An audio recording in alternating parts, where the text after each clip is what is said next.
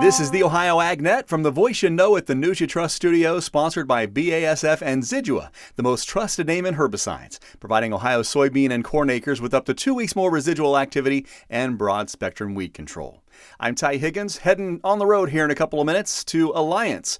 Our next monthly check-in at Farm Credit Mid-America going to be happening at midday.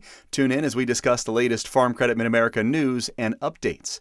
And Ohio AgNet's Feeding Farmers is going statewide. Winners will be chosen soon for a visit from Ohio AgNet with free lunch for your farm family and crew. Visit ohioagnet.com/feedingfarmers to enter, and hopefully we'll be at your farm this planting season. Brought to you by Ag Revolution, Paradise Energy Solutions, and the Ohio AgNet.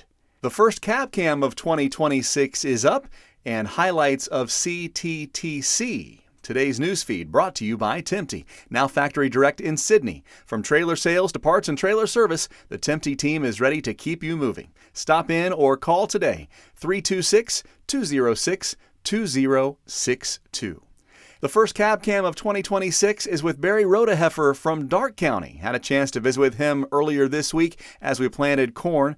He has made quite a bit of progress early on. Soybeans are in the ground, corn, we're 60%, something like that, in the ground. So when is go time for Barry Rodeheffer? When it comes to soybeans, for the past, I believe, 5 years, we've planted early, and it's been, frankly, the best yields we've ever had. Our goal on soybeans is to have them all in the ground by April 25th at the latest. You can watch our full conversation online now at ohioagnet.com, and it'll also be coming up here in just a couple of minutes in today's featured audio as well. Drones, robots, nitrogen, slugs, AI, and economics all discussed at the Conservation, Tillage, and Technology Conference earlier this year. Allison Kinney has the highlights. At the Conservation, Tillage, and Technology Conference in Ada, more than 60 presenters covered wide-ranging topics from injecting manure to vomitoxin to planning for long-term care and transitioning your farm. Aaron Clark of Sunrise Cooperative was honored as the Outstanding Certified Crop Advisor. Jerry McBride from Hardin County and Michael Watercutter from Shelby County received the Master Farmers Award. McBride and Watercutter are both prominent no-till farmers. Thanks to support from Cargill and the Farmers for Soil Health program, you'll have many more opportunities to learn how to save money on inputs, build soil health, minimize erosion from water and wind, and prosper. About 15 events will be planned or supported across the state by the Ohio No-Till Council and the Conservation Action Project. For more information, the entire article and a detailed list of the upcoming no-till events can be found at ocj.com. For the Ohio AgNet, I'm Allison Kinney reporting. Thank you so much, Allison. Let's check in with our weekly update from the Ohio Soybean Council and your checkoff dollars at work. Here's Dusty Sonnenberg. We all know soybeans have many uses, and I'm joined today by Scott Porter. And Scott with Dynamic Green Products. Scott, thanks so much for your time. Things going on with Dynamic Green Products. You guys have seen tremendous growth. To back up a little bit for folks that don't know, tell us about Dynamic Green Products. Yeah, so DGP is a bio-based lubricant manufacturer based here out of Texas. We have partnerships with Ohio Soybean Council, USB, other states. All of our total loss lubricants are based off of soybean oil. So we have different derivatives. We have high oleic, we have RBD, hydrogenated. So we're using soy, encompassing it in all of our total loss products. And being distributed now all around the country through different outlets. We've been in Home Depot under the DeWalt brand. We've been number one in the category on Amazon under the DeWalt brand. And I'm really proud to announce that Do It Best Hardware has picked up not only DeWalt, but picked up DGP. So I'm going to rep the logo a little bit. I want to give a shout out to Do It Best Hardware because we'll have access to over 9,000 stores. And they've been really great about working with us, promoting the message of having their customers have a better option or have a different alternative to petroleum products. So they've been a great retailer to work with. We're excited about that partnership, and we have more retailers coming on board this year. And the exciting thing for soybean growers is every product you sell, every drop of it goes back to adding value into the soybean farmer's pocket. Yeah, in many cases we have up to 97% soybean oil. So it's a big chunk. It's not like 2%, 5%. I mean, a big chunk of our product is going back to the processors and ultimately the farmers. Well, 2025 was a big year for you. We're in 2026 already. Tell me what excites you about the year ahead. What do you got coming up? Well, we have a lot. We have our retail expansion. We have some product expansion. We have some partnerships with 2 large OEMs. So our public partnership with our biggest OEM is Stanley Black & Decker, the world's largest tool company. They've been behind us for the last 5 years. Fantastic company to work with. The brands Craftsman, DeWalt, Stanley, Mac Tools, really cool. But we have some other large OEMs coming on board that we'll be announcing towards the summer and early fall timeframe. Very exciting. We'll be looking forward to following it through. Again, my guest today is Scott Porter with Dynamic Green Products. And this update brought to you by the Ohio Soybean Council and your soybean checkoff. Thank you, Dusty. Let's check the forecast now, brought to you by Seed Consultants, simply better performance. Online at seedconsultants.com. Here's Ryan Martin. I think we're looking at general garden variety showers and thunderstorms today. Severe weather threats really have been to our west all week, but I do not see any significant severe weather threats across Ohio today. I think we pick up another quarter to half an inch of moisture today, maybe 3/4 in a few spots, 75-80% coverage at best. We dry down everywhere for tomorrow, get good sunshine, decent evaporation, but not expecting a lot of drying. That's because another frontal boundary is set to sweep through on Saturday. Rain and thunderstorms there, 1/4 to 1.5 inches across all of the Buckeye State. Much colder behind that. We are going to be seeing frost and freeze conditions Sunday night, Monday night, Tuesday. I think we're dry for Sunday, Monday, Tuesday, Wednesday of next week, but chilly to start. Temperatures moderating Tuesday, Wednesday. Rain's coming back, hit and miss overnight Wednesday night, Thursday, Friday of next week. I'm Ryan Martin. Thank you, Ryan. As I mentioned earlier, I was in front of a corn planter earlier this week in Darke County with Barry Roda-Heifer for a cab cam. You'll hear the audio from that visit coming up after this, today's featured audio on the Ohio AgNet. Looking for heavy equipment but don't know where to buy? Purple Wave Auction has you covered. Always online and always no reserve. It's your destination for construction or ag equipment ready to work. We even sell semis, trailers, and fleet equipment for your operation. Best part? It's free to join. Head to purplewave.com. That's purplewave.com. Sign up for a free account and start bidding today. Purple Wave Auction, the easiest and most straightforward way to buy and sell equipment. If agriculture is your way of life, you need news you can count on. That's why Ohio farmers turn to Ohio's Country Journal, your source for the latest in crop updates, livestock insights, market trends, and the stories that celebrate country life across our state. Every issue keeps you informed, connected, and ready for what's next in Ohio agriculture. So don't miss a beat. Renew your subscription or sign up today at ocj.com/renew and grow with the publication built for Ohio farm families. That's ocj.com/renew. The first cab cam of the 2026 planting season takes me to Darke County and Union City, Ohio with Barry Roda-Heifer. Good to see you. Good to see you too, sir. Cab Cam series brought to you by Precision Agri-Services, online at precisionagriservices.com. How long have you been running? We've been running for just over a week, or right around a week. Actually, right around a week. And progress? Really well. Soybeans are in the ground. Corn, we're 60%, something like that, in the ground.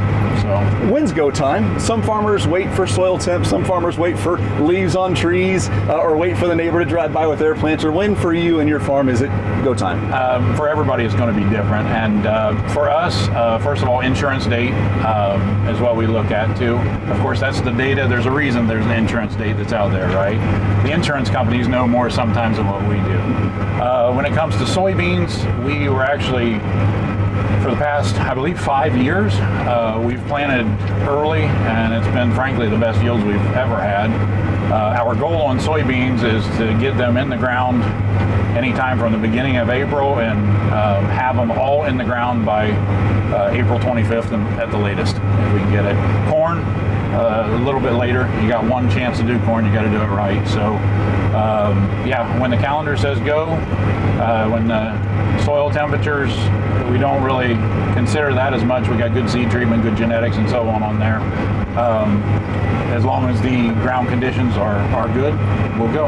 As we are in this field, the sun's shining, Mother Nature giving you a really good window to get things accomplished. You mentioned that all your beans are in, and now we're in front of that corn planter.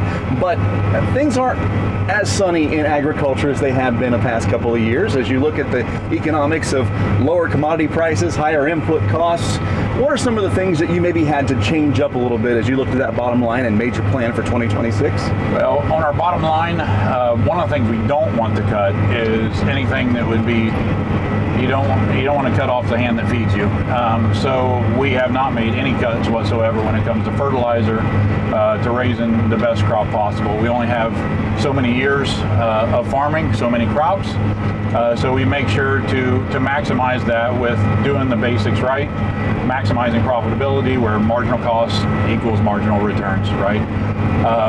So as far as crop production is concerned, we're not taking any shortcuts there. When it comes to the overall economy, though, because things aren't as rosy as what we would like, unfortunately that holds us back from updating things that wouldn't necessarily have the immediate financial impact, or things that we need to do as the future goes, maybe getting a tractor, a newer tractor with less hours, stuff like that. So for now, we're running the equipment that is still good equipment, but running it until better times come. Had a chance to meet the RotoHeifer kids a couple minutes ago, a son and daughter that are here on the farm. Tell me about the operation and how they come into play. So the operation, my father was a first generation farmer, so he established it, rented ground when he was in 5th grade, I believe, for the first time.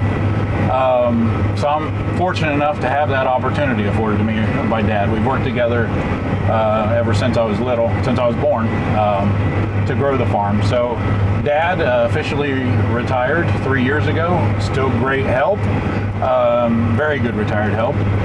Got a 20-year-old son. He's got his own seed business that he started.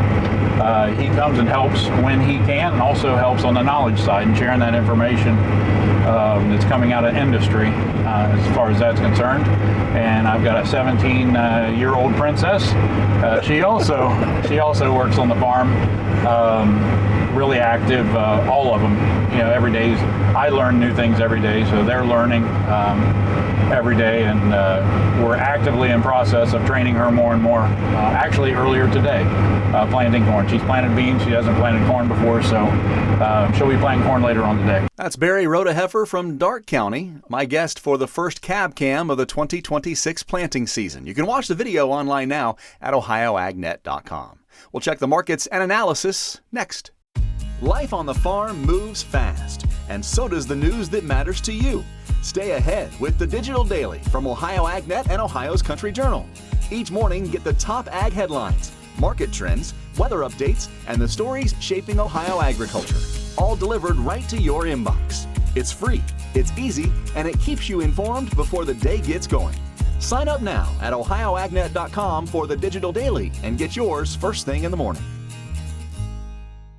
Are you looking for the latest in Ohio agriculture? Well, you can get it all in one place, the Ohio AgNet Podcast. Join us as we sit down with farmers, experts, and ag leaders from across the Buckeye State. From the latest news to interviews that matter, we're here to keep you informed and connected. Whether you're in the tractor, the truck, or the shop, we bring the conversation to you. Search Ohio AgNet Podcast on your favorite app or find it on Facebook or YouTube. Don't miss a minute of the Ohio AgNet Podcast. Subscribe today.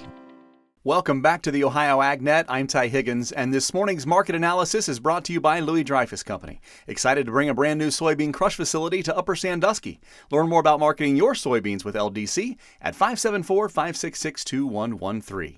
Here's Ryan Martin. Grain markets finished mostly green, mostly higher on Wednesday. So now we move into the second half of the week, and these markets have gone sideways pretty much for the week overall when you factor together all days. Yesterday, let's start with a NOPA crush report that was deemed to be somewhat disappointing. However, after that disappointing report comes out, what do we see beans do? Work higher. I think most of the bean strength overall was tied to social media posts out of President Trump, not the U.S. government, President Trump, that says, Xi and he will meet, and there's going to be a big fat hug, I believe was the quote that was put out there. That was going to happen between the two of them, and everything was going to be right with the world. Market looks at that and says, hey, more beans may trade. They probably won't, but the idea was that we could see some strength in the market. We also saw wheat turn around from a lower day early on to try and bounce back a couple pennies higher. Dryness is the main concern on hard red winter wheat. I'm Ryan Martin. Ryan, thank you. Markets on the Ohio AgNet brought to you by Seed Consultants. Simply better performance. Online at seedconsultants.com. Not a lot of movement overnight, with May corn unchanged at $4.51 1/4. December new crop $4.78 3/4, up by 3/4. Soybeans for May $11.66 3/4, down 1/4 penny. No change for new crop November at $11.54 1/2. And wheat for July up 1/2 at $6.02 1/4. September wheat $6.14 1/4, up by 1/2 cent as well. After yesterday's trade on the livestock side, April live cattle up a nickel at $252.60. June $251.07, down 35 cents. Feeder cattle for May down $3.90 at $370.95. April lean hogs 20 cents higher at $90.70. May lean hogs $94.07 and down 15 cents. For the Ohio AgNet, I'm Ty Higgins. We'll see you down the road.